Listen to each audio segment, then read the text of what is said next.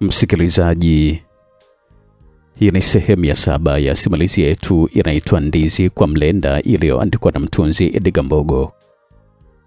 Sehemu iliyopita ilikuwa ni sehemu ya 6, na kama utakuwa unakumbuka vizuri tulipokuwa tumeishia, ilikuwa ni pale ambapo baada ya penzi la Mona Lisa na Jackson kushamiri kwa wastani wa juma moja tu, basi hatimaye ghafla wamepotezana, huku hakuna mmoja kati yao ambaye alikuwa anajua anampata vipi mwenzake. Mona Lisa alikuwa ameelekea Dar es Salaam na Jackson alikuwa amesalia huku Songea kwa wazazi wake, akiwa hajui kabisa atampata vipi Mona Lisa. Ni mwaka 2000 sasa. Babake na Jackson, mzee Dennis Kifaru, anamtaka kijana wake Jackson atafute kazi ya kufanya ili kusudi aanze kujitegemea, huku Jackson yeye anapata moyo kwamba kwa kutumia kipaji cha kucheza mpira ambacho alikuwa nacho, labda kinaweza kumfanya akapata timu Dar es Salaam, hatimaye kuwa karibu na mpenzi wake tena Mona Lisa, ambaye alijua kabisa kwamba akielekea huko basi atamtafuta. Hii ni sehemu ya 7 siku ya leo. Majina yangu naitwa Felix Kifaru kutokea hapa Simulizi Max.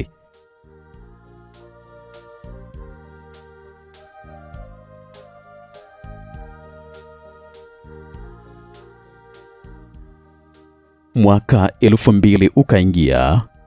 Mambo yakaanza kuwa magumu sana kwa Jackson, kwa sababu babake mzazi mzee Dennis Kifaru alimtaka Jackson atafute shughuli ya kufanya ili kusudi aweze kujipatia kipato fulani na kujidunulia mahitaji yake mwenyewe madogo madogo, kwa sababu babake alishakuwa na ndugu wengi wa kuwahudumia kama sio kuwasaidia. Na hiyo inashangaza kidogo msikilizaji, kuona kwamba babake alikuwa na ndugu wengi wa kuwasaidia. Labda hapa ni kueleze kiufupi tu. Mara baada ya shangazi zake na Jackson, yani Doris pamoja na Christina Kifaru, ambao ni wadogo zake na bwana Dennis Kifaru, kuolewa kule kijijini, Doris, ama kama ambavyo alikuwa anapendwa kuitwa Dori, alikaa na mumewe bwana Kishenje, huku bwana Kishenje mwenyewe alikuwa ndio mshawishi mkuu wa mke wake.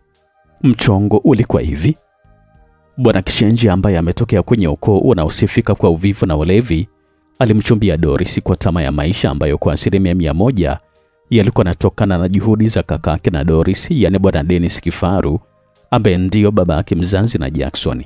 Kwa sasa hata baada ya kumooa huyo binti, akaingia tamaa ya kuja kuishi mjini Songea ili kusudi wamsogelee bwana Kifaru na kupata misaada yake kwa ukaribu zaidi, akiamini kabisa kwamba anaweza kunufaika zaidi kwa njia ya mkato, akitumia nguvu na juhudi za shemeji yake huyo mzee Dennis Kifaru.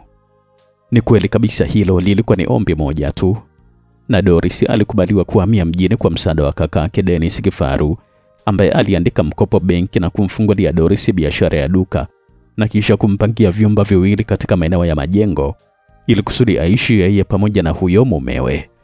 Alichokuwa anaamini bwana Dennis Kifaru, ambaye ni babake na Jackson, ilikuwa ni kwamba alikuwa anawekeza na kwamba wakina Doris ndio watakaomsaidia kipindi ambacho atoka mekwama. Hakujua kabisa kwamba alikuwa anavuta watu wengine zaidi waje kumuomba zaidi, kwa sababu miezi michache tu baadaye Christina, ambaye ni mdogo wake, naye akachumbiwa pia, na haikuchukua muda mrefu mara baada ya kuolewa, naye akatoa maombi kwa kaka yake kwamba anataka kuhamia mjini Songea, ombi ambalo licha ya bwana Kifaru kuwa katika hali ngumu sana ya kiuchumi, lakini hakuweza kabisa kulikataa kutokana na msaada ambao alikuwa ameutoa mwanzo kwa mdogo wake mwingine Doris.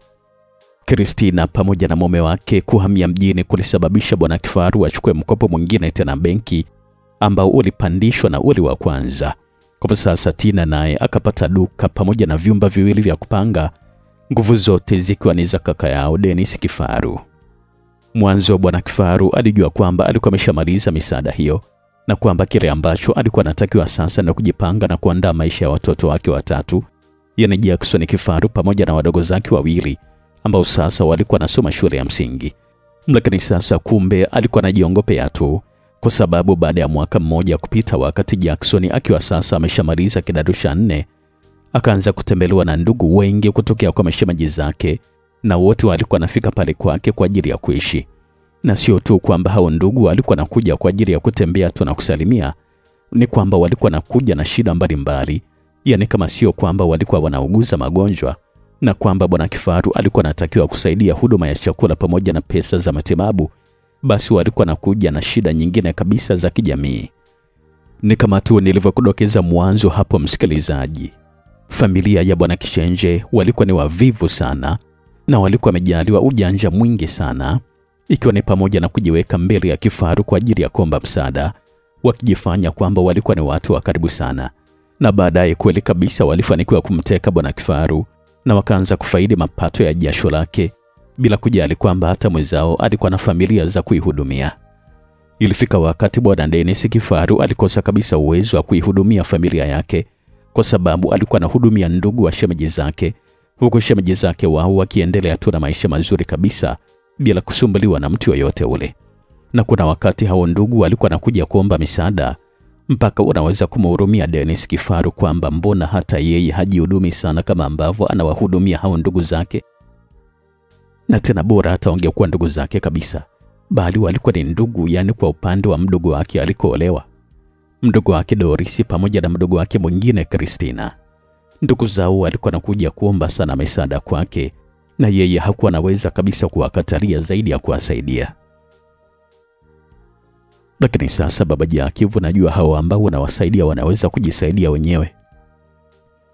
Mimi sidhani kabisa kama wataweza kuwasaidia watoto wetu hapo baadaye, endapo tu sisi tukifa mapema. Siku moja mama yake na Jackson alikuwa anazungumza vile jambo hilo kumwelekezea mumewe Dennis. Lakini mama Jack tambua kwamba hii ni kama tunapanda mbegu bora sana. Baadaye hawa watu ambao tunawasaidia wanaweza kuwa msaada mkubwa sana kwetu. Hilo ndilo lilikuwa ni jibu la Bwana Kifaru wakati wote, ikiwa ni imani yake kubwa sana kwamba hawa watu ambao walikuwa wanawasaidia basi watakuja kuwa wakombozi wazuri katika maisha ya watoto wao hapo baadaye, na hata ingetokea watashindwa kujibeba huko mbeleni, basi wao ndio watakuja kuwasaidia. Lakini pia mke wangu, isitoshe bado tuna uwezo mkubwa sana wa kuwasaidia na hata kuandalia watoto maisha mazuri hapo baadaye. Alikuwa anasisitiza vile babake na Jackson, yani mzee Dennis Kifaru, kwamba hilo jambo la kuwasaidia ndugu zao lilikuwa ni kama anapanda mbegu njema ili kusudi baadaye iweze kuota na kupata matunda mazuri. Lakini sasa mume wangu, kumbuka kwamba miaka 2 sio mingi, utakuwa umeshastaafu tayari kazi. Alikuwa anazungumza vile mamake na Jackson, na huku alikuwa anafunga mjadala na kuendelea tu na kazi zake ambazo alikuwa anafanya. Mwaka wa 2000 sasa, mwezi kama wa 7, hali ya maisha ilionekana kuanza kuwa ngumu kidogo kwa Bwana Dennis Kifaru, na huku alikuwa anashindwa kabisa kuwafukuza ndugu zake ambao walikuwa nakuja kutaka huduma, akiangushia punguzo kwa mtoto wake Jackson, ambaye sasa ndio alikuwa anamshauri ajitafutie kipato mwenyewe ili kusudi kupunguza ukali wa maisha. Jackson hakupingana kabisa na hilo jambo la baba yake, kwa sababu alishaona kabisa kwamba hali ya maisha pale nyumbani haikuwa ni nzuri. Kwa hivyo aliunga mkono wazo la baba yake mzee Dennis na kuamua kujishikiza kwenye kiwanda cha ufundi seremala katika shirika la viwanda vidogo SIDO hapa Songea. Lakini sasa Jackson kila pale ambapo alikuwa anakutana na bibi yake hakuacha kumuuliza kuhusu binti Mona Lisa, naye hakuacha kumdanganya kwamba alimuaga kwamba anaelekea Dar es Salaam. Jackson pia hakuacha kabisa kushiriki mazoezi ya mpira katika timu mbalimbali ambazo zilikuwa zinamhitaji, kwa sababu imani yake kubwa ilikuwa ni kwamba kuna siku moja tu mpira utampeleka Dar es Salaam, ambapo ndipo anaweza kumtafuta Mona Lisa wake na waendelee tu na mapenzi kama ambavyo walianza. Mwaka huu wa 2000 ulipita msikilizaji, na sasa uliingia mwaka 2001. Hali ya nyumbani kwa mzee Dennis Kifaru iliendelea kuwa mbaya sana kiuchumi, na huku matumaini ya kumuona Mona Lisa kwa Jackson yakianza kutoweka taratibu, kwa sababu alikuwa anajaribu kuwaulizia hata wenzake, lakini hakuna ambaye alikuwa anafahamu Mona Lisa yuko wapi. Kuna wakati Jackson akaona kwamba ni vyema kama akielekea Dar es Salaam, ambako angefanya maisha yake huko, lakini pia pengine ingekuwa ni bahati yake angekutana na binti Mona Lisa ambaye kusema kweli kabisa alikuwa anampenda sana kama tu Felix Mwenda anavyompenda mke wake.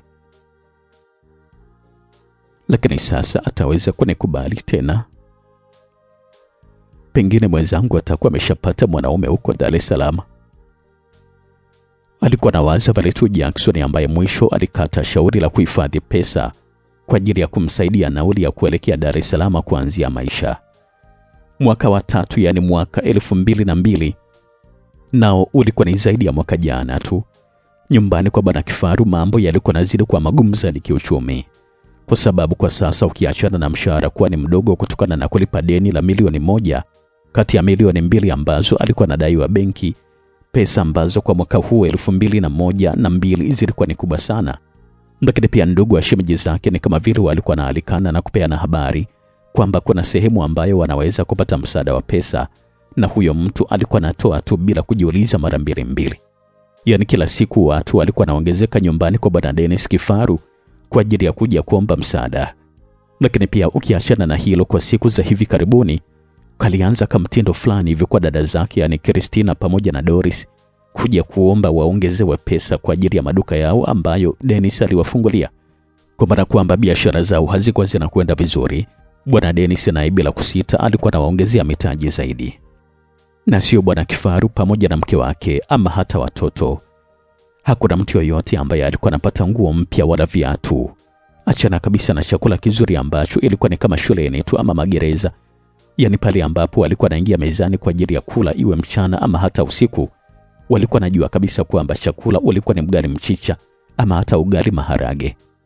Licha ya mke wa Bwana Kifaru kupiga sana kelele juu ya jambo hilo la mumewe kuwasaidia sana ndugu na kuacha familia yake ikitopea katika umasikini, lakini mzee Kifaru aliendelea kunyima haki za watoto na mke wake, akiwahudumia ndugu na tena ndugu wa shemeji zake, yani kule ambako wadogo zake wawili walikuwa wameolewa, ambapo kila siku alikuwa anapewa utambulisho mpya kwamba huyu hapa ni ndugu, huyu hapa ni ndugu.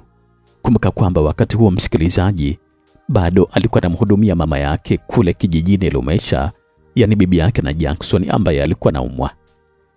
Jackson ambaye tayari alikuwa ameshaanza kukata tamaa ya kwenda Dar es Salaam, ambaye pia ndio alikuwa anapeleka msaada mkubwa sana kwa bibi yake kule kijijini, akaanza kutoa pesa yake yeye kuchanga kipato pale nyumbani, angalau sasa wawe wanaweza kubadilisha hata mboga na wadogo zake wawe wanavaa vizuri na kuweza kujitokeza kwa watoto wenzao. Maisha yalikuwa nakwenda mbele tu mpaka sasa mama pamoja na watoto walikuwa natoa shida zao kwa kaka, yani Jackson, na sio kwa baba yao tena, kwa sababu walikuwa wanaona wazi kabisa kwamba baba yao haitazami tena familia, alikuwa anatazama hao ndugu wa nje kabisa ambao hata sio ndugu zake. Kaka Jackson daftari za shule zimeisha. Kaka Jackson kiatu kimeshanika. Hivyo ndivyo ungewasikia wadogo zake na Jackson wanamweleza, ama ungemsikia hata mama yake alikuwa anazungumza. Jaki, ukirejea kwenye mazoezi basi uje na mboga, wadogo zako wamechoka kula maharage wiki nzima. Ungemsikia mama alikuwa anazungumza hivyo pia.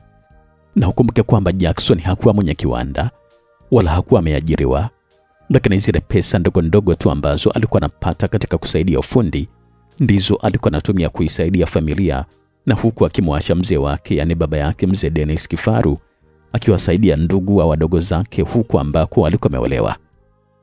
Mwaka 2003 ambao ulikuwa ni mwaka wa 4 sasa, mzee Dennis Kifaru alikuwa anatimiza miaka 55 ya umri, na ulikuwa ni mwaka wa matukio mengi sana kwa mzee Kifaru, na ulikuwa ni mwaka wa matukio makubwa sana kwa mzee Kifaru pamoja na familia yake. Kwanza kabisa ilikuwa ni kustaafu kazi ikiwa hajajiandaa kwa lolote, kutokana na kusaidia ndugu ambako alikuwa anasaidia kila wakati, lakini alikuwa na ile nyumba ya mfaranyaki ambayo ingemsaidia kuishi, na huku akifungua biashara kwa kiinua mgongo ambacho alikuwa amepata. Lakini sasa mzee huyu hakuamini kabisa kile ambacho kilikuwa kimemtokea, kwa sababu hakuna mtu yoyote ambaye alijua kwamba kuna watu walikuwa wanaitamani ile pesa ambayo ilikuwa ni shilingi milioni 18, pesa ambayo aliipata baada ya kustaafu kazi ambayo alikuwa anaifanya kwa muda mrefu. Kwa sababu siku moja wakati anajiandaa kwenda kumaliza kulipa 400,000 ambazo zilikuwa zimebakia kwenye mkopo wake wa benki, akiwa kwenye matembezi pamoja na mke wake, mara akajitokeza mwanaume mmoja mtu mzima, yale mzee kama wa miaka 70 hadi 80 hivi, akawasimamisha ghafla na kisha kuzungumza. "Samahani sana mwanangu. Najua kwamba hunifahamu mimi ni nani. Na hata mimi sikufahamu pia, lakini umefanana sana na mwanangu marehemu Daudi."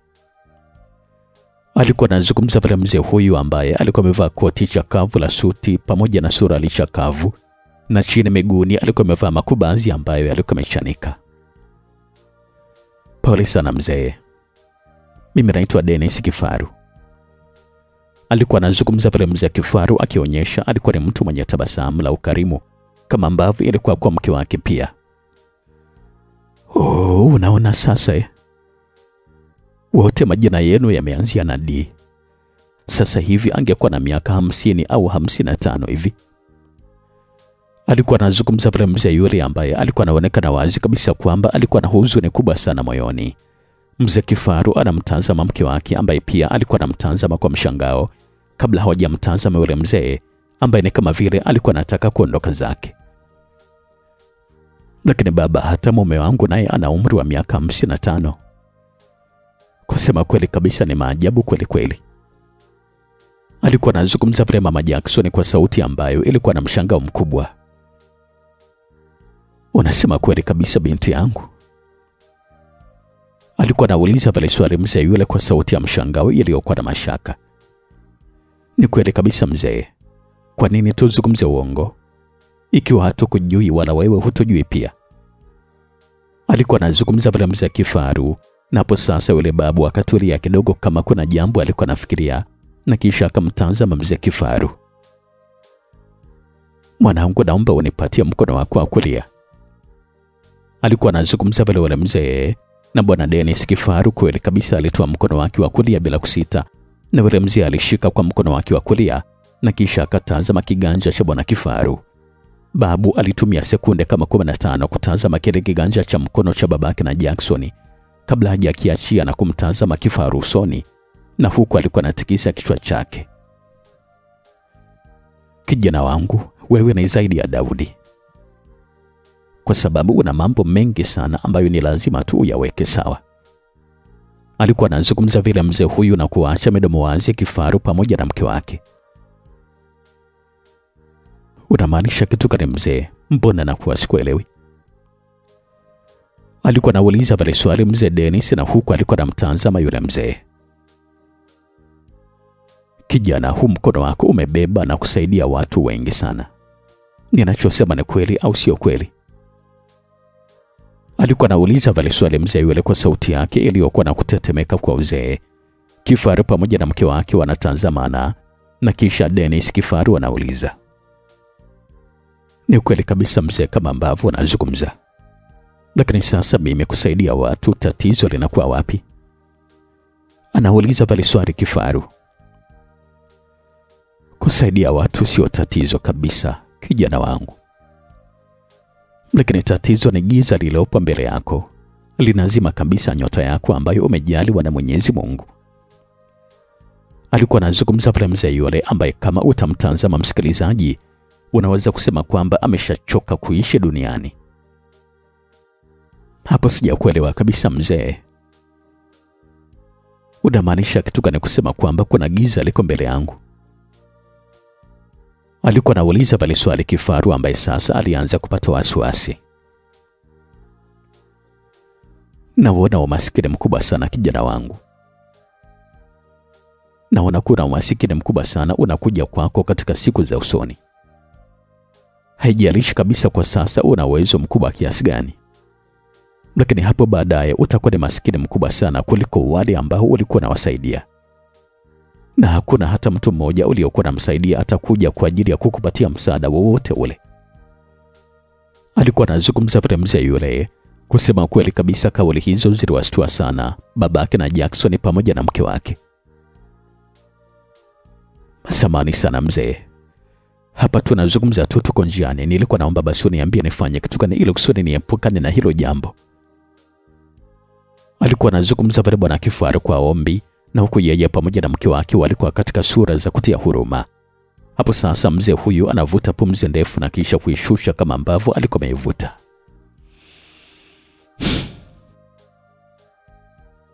Sasa sikiliza vizuri kabisa mwanangu, sawa? Wewe una bahati kubwa sana, kwa nitakuzawadia mgodi ambao ilibidi nimpatie mtoto wangu Daudi pindi tu atakapofikisha miaka kama yako, na hakuna masharti yoyote yale. Alikuwa anazungumza pale huyu babu, na huku alikuwa anamtazama bwana Kifaru. Nielekeze kwanza mzee, huo mgodi ukoje?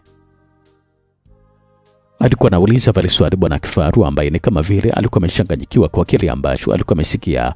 Hapo sasa babu anatazama chini kama alikuwa anatunga sheria fulani kabla hajainua kichwa chake na kumtazama tena bwana Kifaru. Kijana wangu, hapa sintoweza kabisa kukueleza kwa maneno, lakini nataka uone mwenyewe kabisa kwa vitendo. Kile ambacho utakachokiona kitakuwa siri yako.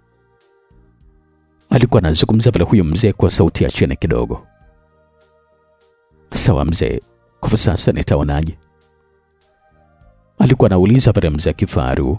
Babu anaingiza mkono wake mfukoni na kutoa sarafu ya shilingi 100.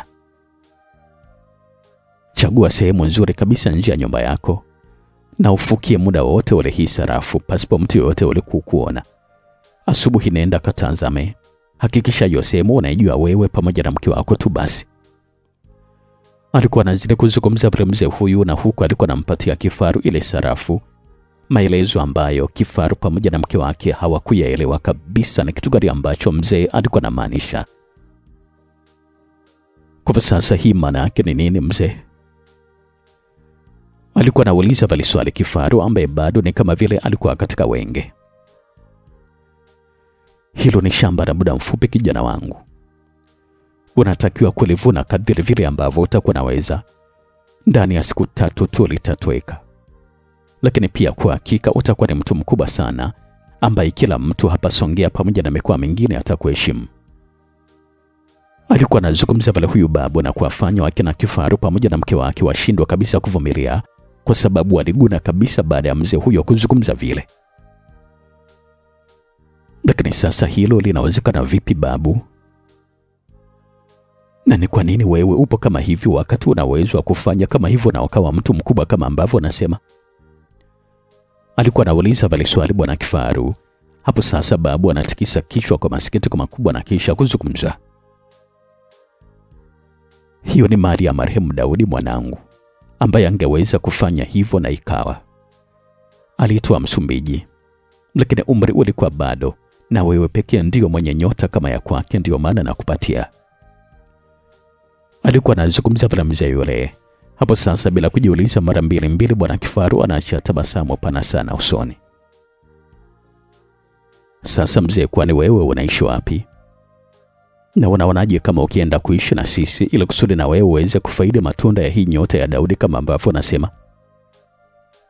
Alikuwa anauliza pale swali bwana Kifaru akiona kwamba tayari yule babu ameshakuwa kama ndugu yake. Hapo sasa babu anaacha tabasamu la huzuni, na huku alikuwa anatikisa kichwa kwa masikitiko makubwa. Kijana wangu, maisha yenyewe yako wapi? Nafikiri kwamba nilikuwa na ngoja tu nije nikukabidhi hiyo hazina tu basi, na kisha nimalize mwendo wangu hapa duniani. Alikuwa anazungumza pale mzee yule, na kisha alianza kutembea kuondoka zake, akiwaacha wawili hawa, mtu na mke wake, walikuwa wanamtazama kwa macho ya mshangao. Lakini sasa mzee yule alipotembea hatua 2 ama 3 alisita na kisha kuwageukia. Unatakiwa kujua jambo kijana wangu. Sehemu utakapoichimbia hiyo hazina, kiasi chochote ambacho utakachoweka kitakuwa hivyo hivyo, yani kama tu atakavyoona matokeo ya mwanzo. Alikuwa anazungumza pale mzee yule. Mama pamoja na baba yake na Jackson wanatazama kwa macho ya mshangao, na huku baba Jackie, yani mzee Kifaru, alikuwa ameshikilia bado ile sarafu ya shilingi 100 ambayo alikuwa amepewa na yule babu asiyemjua alikuwa ni nani. Na hata alipomtazama alikuwa ameshatoweka katika makundi ya watu. Bwana Kifaru pamoja na mke wake hawakusubiria siku ya pili, siku ile ile bila kumweleza Jackson wala mtoto au yoyote ule. Wakazunguka nyuma ya nyumba pembeni ya shina la mgomba, wakachimba shimo na kisha kuifukia ile sarafu. Siku ya pili asubuhi na mapema kabisa, siku ambayo bwana Kifaru alikuwa anatakiwa kwenda kupeleka kiasi cha pesa 800 ili kusudi kumalizia deni kule benki, wakaamka na kisha kwenda kutazama pale ambapo alifukia sarafu siku ya jana. Na ile wanafukua tu wote walipatwa na butwa, na hiyo ilikuwa ni barabara kuzikuta sarafu 10 za shilingi 100, na zote zilikuwa katika sehemu moja na zilikuwa zimekaa pamoja pia. Tumetajirika mke wangu, na hii ni ndani ya siku 3 tu basi. Alikuwa anazungumza vile bwana Kifaru kwa sauti ya chini iliyokuwa na furaha kubwa. na kwa hakika kabisa mtenda wema huwa analipwa mema zaidi. Mke wake naye alikuwa anazungumza vile, na huko ni kama vile walikuwa wameambizana na kukubaliana, kwa sababu usiku wa saa 4 watoto wakiwa wameshalala, walienda kuchimba tena na kisha kufikia pesa zao zote ambazo walikuwa nazo, yani zile milioni 18 za Kitanzania, pesa ambazo bwana Kifaru alikuwa amezipata baada ya kustaafu kazi, ikiwa ni kama ndio mafao yake. Na kisha walikwenda kulala wakisubiria asubuhi ifike waende kuchukua shilingi milioni 18 mara 10 zaidi, yani shilingi milioni 180, pesa ambazo tayari walishakaa wakipangia mahesabu mapema kabisa, ikiwa ni pamoja na kununua magari pamoja na majumba, bila kusahau kuanzisha biashara kwa kila mtoto wao na hata wao wenyewe pia. Siku ya pili, msikilizaji, ilifika, na tunaweza kusema kwamba siku hii iligeuka kuwa kilio kwa wanandoa hawa, ambao walikusanya majirani pamoja na marafiki ili kusudi waje kushuhudia kile ambacho kilikuwa kimetokea. Maana ili wanakwenda kutazama pale kwenye hazina, wakakuta shimo lilikuwa wazi, hapakuwa na hata noti moja iliyosalia. Mke wa bwana Kifaru aliangua kilio kikubwa pale pale, kiasi kwamba alianza kuwashangaza watoto pamoja na majirani. Hata watu walipowasimulia, waliwaambia kwamba hao watu walikuwa ni mataperi. Hata yule mzee waliyemwona kule barabarani siku chache zilizopita hakuwa ni mzee kabisa kama ambavyo alikuwa anaonekana. Alikuwa ni kijana ambaye alikuwa anaigiza kama mzee. Bwana Kifaru alipowatembelea shemeji zake akihitaji wamsaidie pesa za kuendesha maisha yake, kwa sababu yeye alikuwa ametokea kuwasaidia kwa miaka mingi mpaka sasa, walikuwa wanamnyima tu na kumsimanga, wakisema kwamba alikuwa anachezea pesa zake kwa kujifanya alikuwa na uwezo wa kusaidia watu, halafu sasa anakuja kwao kuomba msaada. Mwezi mmoja baadaye, ile benki ambayo alikuwa anadaiwa shilingi 800,000 bado ya mkopo, walikuja kumnyang'anya nyumba mzee Kifaru na kumfukuza kabisa yeye pamoja na familia yake, huku ile benki ikiweka nyumba sokoni na kumwacha mzee Kifaru akikosa kabisa msaada na kuamua kurejea kijijini huko Lumesha kwa mama yake. Huko kijijini Lumesha masimango yalikuwa ni mengi sana, hata alipoamua kujihusisha na kilimo kwa kutegemea nguvu za watoto wake wa kina Jackson. Mama yake mzazi ambaye ndio bibi yake na Jackson, yani Kirala Nyoni, alimwambia kwamba mashamba yaliwekwa bondi miaka 2 iliyopita kwa wakina Doris pamoja na mume wake, yani Kichenje, na iliposhindikana kulipa yakachukuliwa. Hata bwana Kifaru alipomuuliza mdogo wake Doris ni kwa nini alikuwa amefanya kama vile, alijibiwa tu kwamba alikuwa ameshajichukulia urithi wake, kwa sababu yeye alikuwa na maisha yake na hapaswi kabisa kufuatiliwa, kwa sababu alikuwa masikini na hakuwa na chochote ambacho angeweza kufanya. Lakini pigo la pili ilikuwa ni mwishoni mwa mwaka huu wa 2003, mara baada ya bibi Kirala kufariki dunia, kwa sababu mara baada ya kumaliza mazishi ikaamaliwa nyumba iuzwe na kila mtu apate chake, na hiyo ndiyo nyumba ambayo bwana Kifaru alikuwa anaishi pamoja na watoto wake. Japo ilikuwa ni nyumba ambayo ilijengwa na bwana Kifaru mwenyewe wakati alipokuwa na pesa, baada ya ile nyumba ya zamani ya udongo kubomolewa, lakini hakuweza kabisa kuizuia, kwa sababu dada zake wakisaidiana na hao shemeji zake wakina Kichenje walileta mzozo mkubwa sana, mzozo ambao bwana Kifaru kwa busara zake akaamua tu kukubaliana nao. Tatizo likaja kwenye pesa kidogo ambayo ilipatikana baada ya nyumba kuuzwa, kwa sababu hata ule mgao wa shilingi 20,000 ambayo bwana Kifaru alikuwa ameipata haikuweza kabisa kumsaidia kitu zaidi ya kuamua kuelekea ukweni kwa mke wake huko Mwangemshindo na kuanzisha maisha mapya, maisha ya kimaskini kabisa ambayo hajawahi kabisa kuyaota hata siku moja.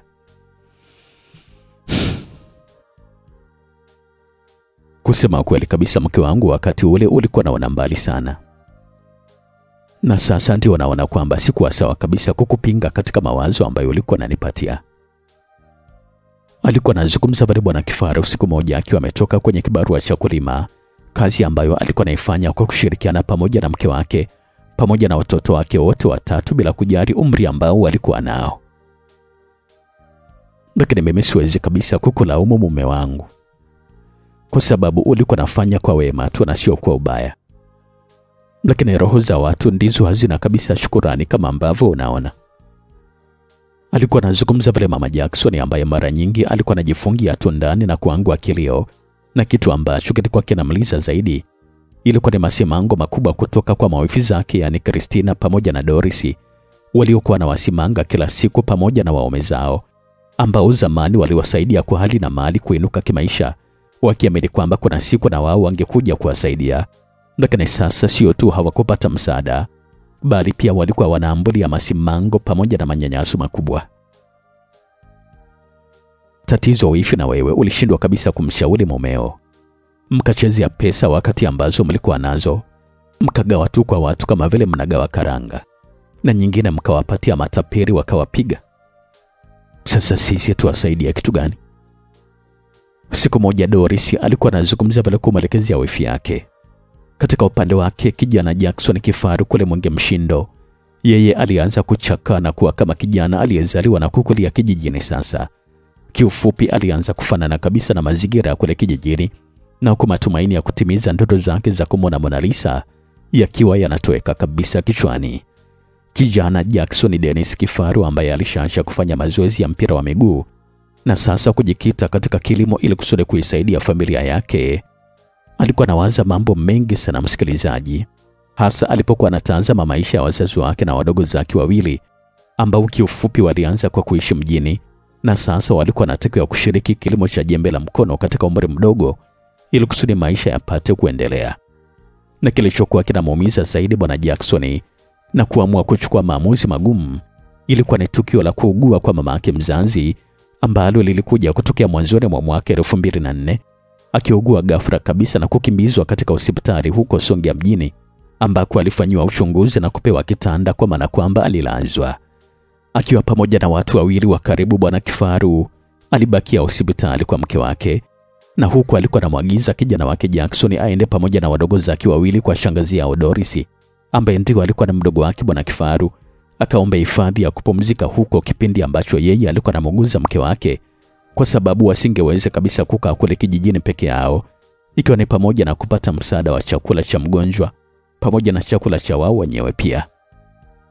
Majira ya saa 11 za jioni ndio muda ambao Jackson pamoja na wadogo zake walifika maeneo ya Majengo kwa shangazi yao Doris, na alimweleza kile ambacho alikuwa ametumwa na baba yake, lakini sasa haikuwa ni kama vile ambavyo alikuwa ametarajia. Sasa mnataka mje kukaa huku tuonekane kwamba tumeolewa huko mzima ama?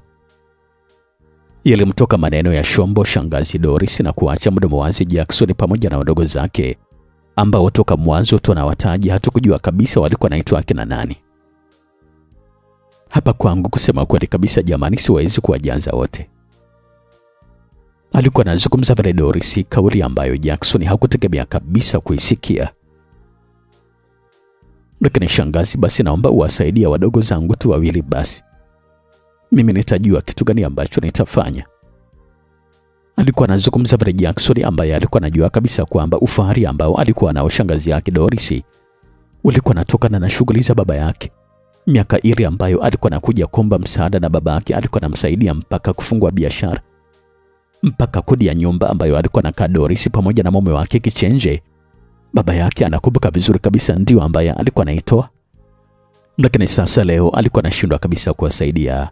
Na hapo ndipo sasa tunakumbuka msemo wa wahenga kutokea Njombe huko waliowahi kusema kwamba tenda wema nenda zako, ukingoja shukurani utaumia. Kwa sasa Jackson huelewi kitu ambacho nazungumza hapa ama? Nimesema kwamba mimi siwezi kabisa kuwasaidia, nendeni kwa wengine. Baba yako si alikuwa anamsaidia kila mtu? Basi na wao sasa wamsaidie, kwani alikuwa ananisaidia mimi peke yangu tu basi? Maneno hayo magumu ambayo Doris alikuwa anazungumza yalimfanya kijana wetu Jackson Kifaru aondoke kimya kimya, na huku alikuwa na wadogo zake walielekea kwa shangazi yao mdogo mwingine ambao ni Christina, yani Tina kama ambavyo alikuwa anapenda kumuita, ambako pia ile wanafika tu hata kabla wajabisha hodi wakasikia mazungumzo kutokea ndani. We, ngoja kwanza wafike hapa nyumbani kwangu, watanitambua mbona? Nitawatimua kweupe kabisa.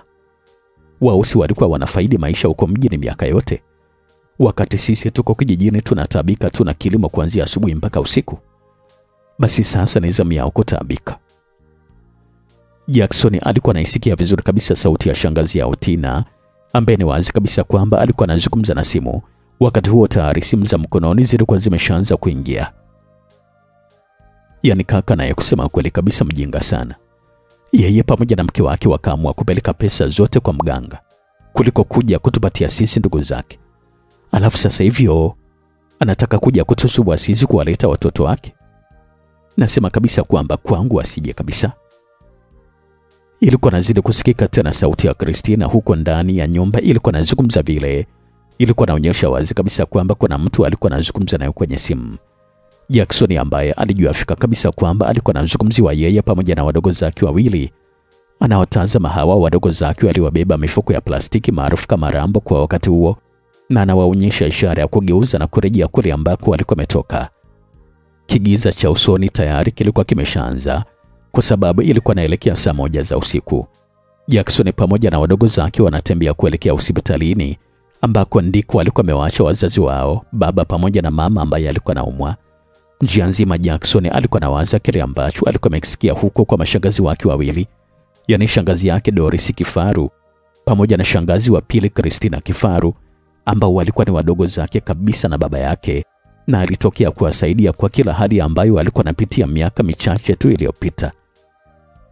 Anajiuliza tu maswali kwamba ilikuwaje baba yake akafanya kosa la kumwamini huyo mzee ambaye watu wanasema kwamba alikuwa ni mganga, na hatimaye pesa zote shilingi milioni 18 ambazo alikuwa amepata kama kiuno ya mgongo zilikuwa zimepotea kimazingara tu kama hivyo.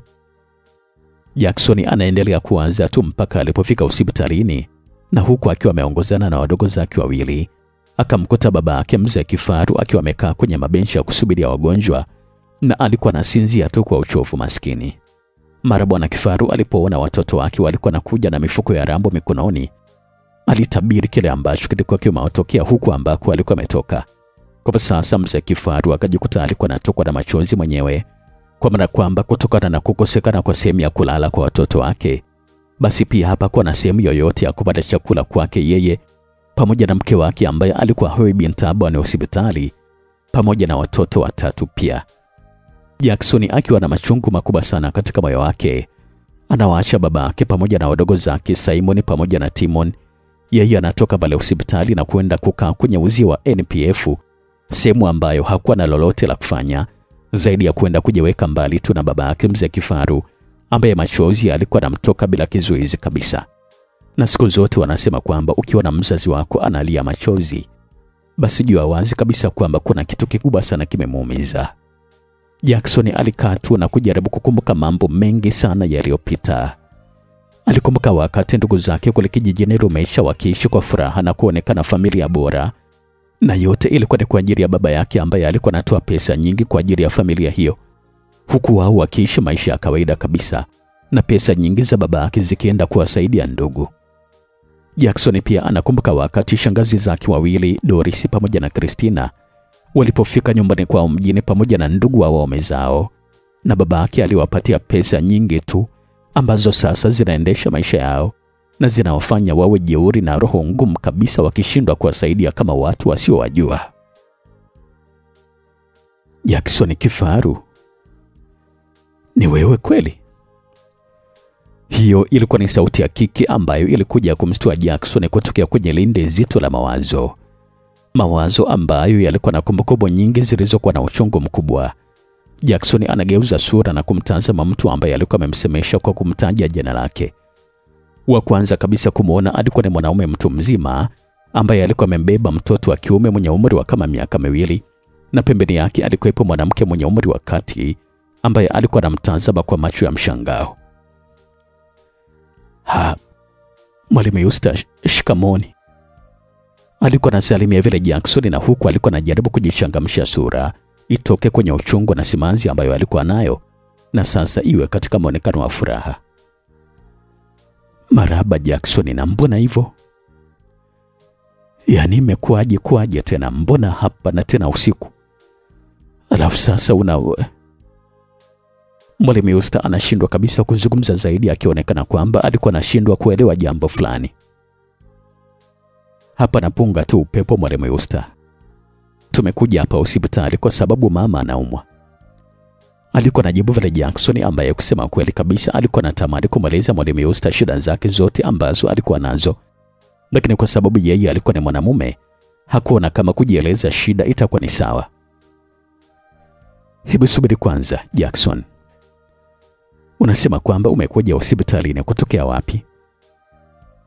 Na mbona kama unaonekana kwamba umekuwa tofauti sana, Jackson? Na baba yuko wapi? Alikuwa anauliza vile maswali mfululizo Madam Eustace, ambaye alikuwa pamoja na mumewe na mtoto wao mdogo pia. Kusema kweli kabisa, madam, ni simulizi ndefu kidogo, lakini kiufupi ni kwamba tulihamia kijijini, na sio kule Lumeisha tena, ni kule Mwenge Mshindo, na hiyo ilikuwa ni mara tu baada ya baba kustaafu kazi. Alikuwa anazungumza vile Jackson na kumfanya Madam Eustace pamoja na mumewe wamtazame kwa mshangao. Baba Seba, hivyo takuwa nakumbuka Jackie tulikutana naye wakati ule tumefunga ndoa? Alikuwa anauliza vile swali Madam Eustace, ambaye sasa alikuwa anaitwa Mama Seba, jina ambalo alikuwa amempatia mtoto wao, yani Sebastian. Ya, namkumbuka vizuri kabisa. Wakati ule nafikiri kwamba alikuwa form 2. Lakini pia nimeshawahi kumwona miaka kama 2 ama 3 imepita hivi. Alikuwa anacheza mpira. Alikuwa anazungumza vile Baba Seba, ambaye mshangao haukuwa umeisha usoni mwake. Alikuwa anazidi kushangaa tu muda wote. Jackson anaonyesha tabasamu kubwa usoni mwake, lakini katika moyo wake, kusema ukweli kabisa, alikuwa na machungu makubwa sana, kwa sababu maneno na mazungumzo ya Mama Seba pamoja na mumewe ni kwamba sasa yeye alikuwa anashangaza, yani sio Jackson yule ambaye alikuwa miaka 2 iliyopita, na sio Jackson yule ambaye alimkaribisha Madam Eustace kule nyumbani wakati ambao alikuwa anasoma darasa la 6 katika shule ya msingi Lumeisha. Mume wa Mwalimu Eustace anamtazama Jackson kwa macho ya uchunguzi. Jackson, pole sana mdogo wangu. Naamini kabisa kwamba Mungu atamsaidia mama na atapona tu. Alikuwa anazungumza vile Baba Seba, na huku alikuwa anaingiza mkono wake mfukoni na kutoa waleti yake, na kisha anapekua na kutoa noti 2 za shilingi 10,000. Wakati huo zilikuwa zimeshabadilishwa, hazikuwa ni noti za bluu tena, na sasa zilikuwa ni noti nyekundu. Nafikiri kwamba hii itakusaidia kwa mambo madogo madogo, mdogo wangu. Kesho Mama Seba atakuja kuwatembelea huko hospitali. Labda mwelekeze tu wodi ambayo mama yako amelazwa ili kusudi iwe rahisi kwake kuja. Alikuwa anazungumza vile Baba Seba, na huku alikuwa anampatia Jackson zile noti za shilingi 10,000. Jackson anapokea pesa na kushukuru kwa namna ambayo iliwatia simanzi mno Eustace pamoja na mumewe. Hata Eustace akajikuta alikuwa anashindwa kabisa kuzuia machozi. Asante sana baba. Kusema kweli kabisa na kushukuru sana. Asante sana baba yangu, Mungu akubariki sana na kuongeze pale ambapo umetoa. Hayo yalikuwa ni baadhi ya maneno ambayo Jackson alikuwa anazungumza, ambaye sasa alionyesha tabasamu la ukweli na sio tabasamu la kujifanyisha kama ambalo alikuwa anatoa mwanzo. Mara baada ya Jackson kumaliza kumwelekeza wodi ambayo alikuwa amelazwa mama yake katika hospitali ya rufaa hapa Songea, Eustace pamoja na mumewe wakaondoka zao, na Jackson naye akaelekea katikati ya mji ambako alinunua vyakula na kurejea tena pale hospitali, na alikuwa pamoja na pesa zaidi ya shilingi 16,000 iliyobakia kutoka kwenye 20,000 ambayo Baba Seba alikuwa amempatia. Ni baba yake pekee ndiye ambaye aliuliza hizo pesa kijana wake Jackson alikuwa amepata wapi. Kuna mama mmoja ambaye ni mwalimu wangu baba, amenisaidia hizo pesa na amesema kwamba kesho atakuja kumtazama mama. Alikuwa anazungumza pale Jackson, ambaye pia alikuwa anampatia baba yake pesa iliyobakia kwa ajili ya malipo madogo madogo yatakayohitajika pale hospitalini. Siku ya pili, wakiwa mapema kabisa asubuhi, Jackson aliondoka pale hospitalini akiwaacha baba pamoja na wadogo zake wakiwa wamelala bado katika mabenchi ya pale hospitalini, naye akaelekea katika maeneo ya viwandani kwenda kutafuta kazi yoyote ya kufanya ili kusudi apate chochote cha kusaidia wazazi wake pamoja na ndugu zake. Na huko sehemu ambayo alikuwa ameilenga kabisa ilikuwa ni Sido, katika kiwanda cha fundi seremala. Ni kweli kabisa Jackson alibahatika kupokelewa na fundi mkuu hapa kiwandani ambaye alikuwa anamjua vizuri kabisa toka zamani, na ni kama vile ilikuwa ni bahati kubwa sana kwake, kwa sababu mwisho wa kazi Jackson aliondoka na shilingi 5,000 ambayo aliamua kupita nayo sokoni kununua baadhi ya mahitaji na kupeleka hospitalini, ambako sasa tunaweza kusema kwamba ni kama imekuwa nyumbani kwao. Na hiyo ndiyo ilikuwa ni ratiba yake mpya bwana Jackson Kifaru. Kwa siku zote 5 ambazo mama yake alikuwa anapatiwa matibabu hapa hospitalini, Mwalimu Yusta akiwatembelea kila siku na kuwapelekea chakula cha jioni, muda ambao anakuwa ameshatoka kazini, Jackson alikuwa anakuja kushinda huku kiwandani na jioni kutoka na shilingi 5,000 kwa ajili ya kuisaidia familia yake. Wakati huo tayari mama yake alikuwa ameshapata nafuu na kupewa ruhusa katika siku ya 6, na wao kuelekea tena kijijini, wakimwacha Jackson ambaye huyu aliamua kubaki mjini ili kusudi afanye kazi ndogo ndogo ambazo zingempatia pesa kwa ajili ya kuisaidia familia yake huko kijijini.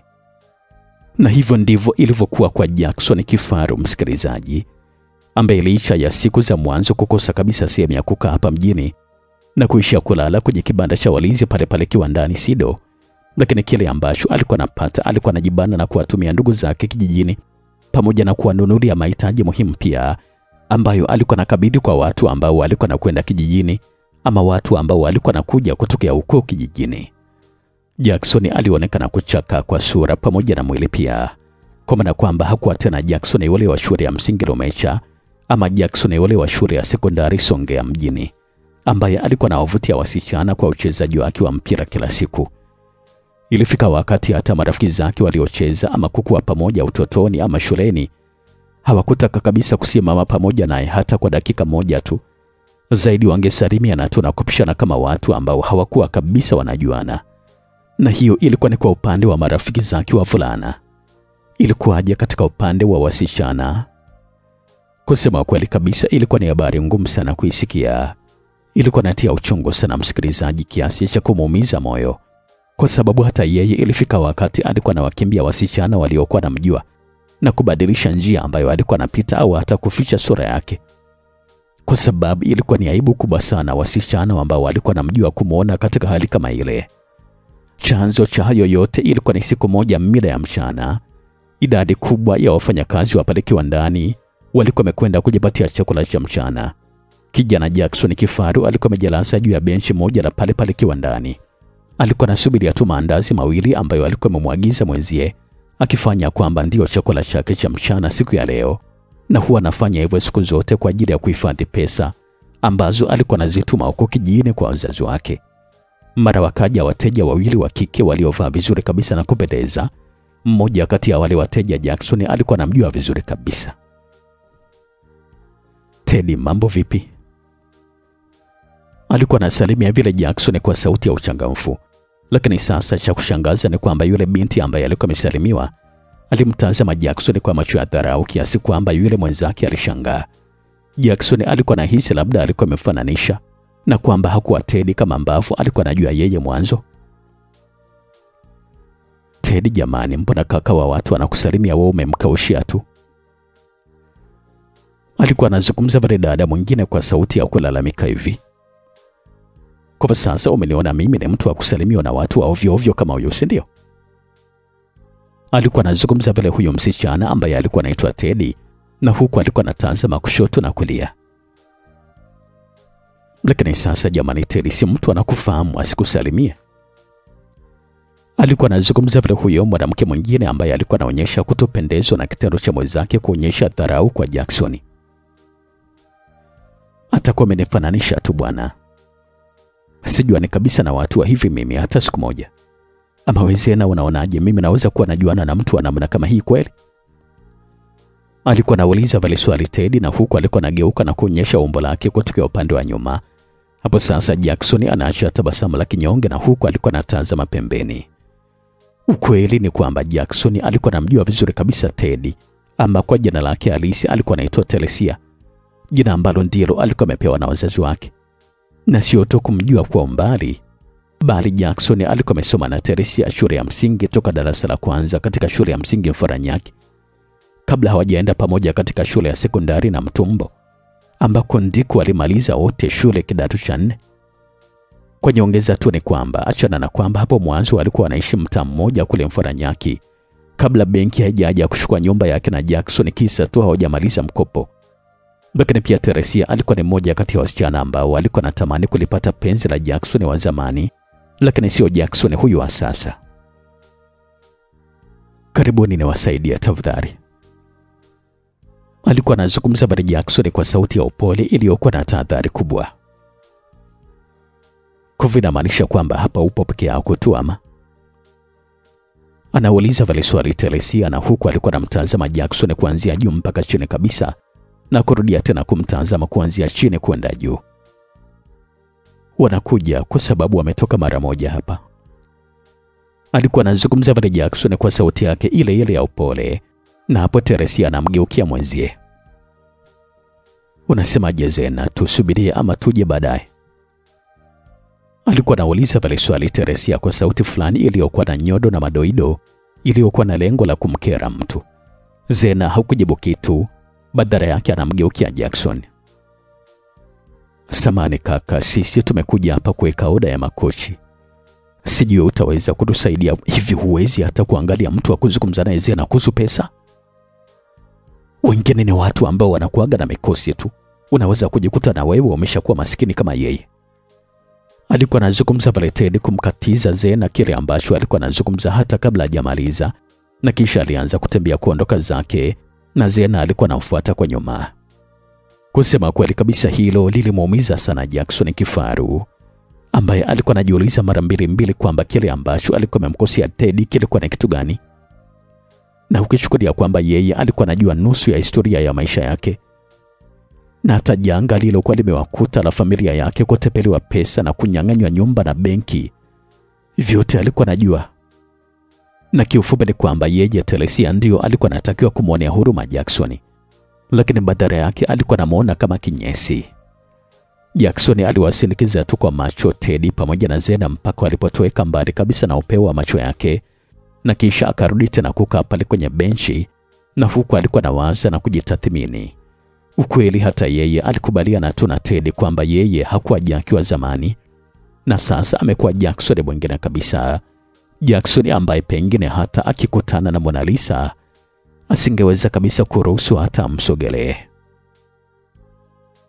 Miezi kama 4 baadaye, kijana wetu Jackson kifaru akiwa amepewa hifadhi kwa fundi mkuu wa pale kiwandani Sido, ambaye alitokea kumwonea huruma tu kijana huyo kutokana na maisha ambayo alikuwa anaishi, ambaye sasa angalau alikuwa anaanza kunawili mwili wake na alikuwa anaweza kutazamika kama kijana wa miaka 24. Ndizo siku ambazo Jackson alipobaini jambo ambalo lilimuumiza sana moyo wake, jambo ambalo alikuwa anahisi kwamba wakisikia wazazi wake wangeumia zaidi ya vile ambavyo alikuwa anaumia yeye, jambo ambalo lilimfanya amlaumu sana babake na shangazi zake kwa kuwa na undugu wa bandia kama vile. Ilikuwa hivi: majira ya jioni siku moja, Jackson akiwa anatoka kiwandani hapa Sido, akaamua kwanza apite stendi ya vijijini kama ambavyo sasa inaitwa stendi ya shamba, kwa ajili ya kwenda kukabidhi kiasi fulani cha pesa kiende kwa wazazi wake. Jackson akiwa ameshakabidhi zile pesa anaondoka zake eneo lile, akikatiza kwenye makundi ya watu waliojaa pale stendi. Akamwona mjomba wake Kichenje akiwa anazungumza na watu wawili ambao hawakuwa wageni kabisa machoni kwa Jackson.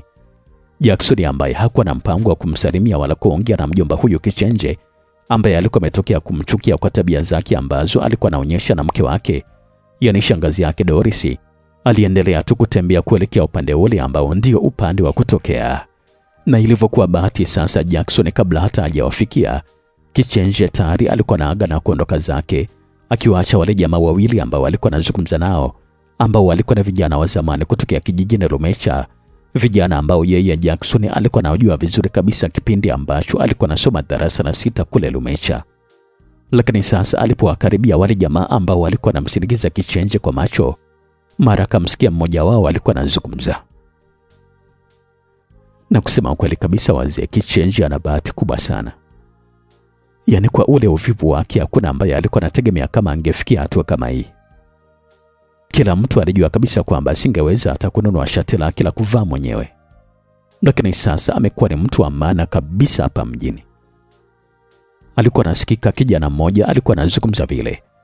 Mwanzo habari hii haikuwa ngeni kabisa kwake Jackson, kwa sababu alikuwa anajua vizuri kabisa chimbuko la mjomba wake Kichenje, ambaye ni mume wa shangazi yake Doris, kuvua kuhitaji hata kusikia zaidi kwa sababu hata yeye alikuwa anajua.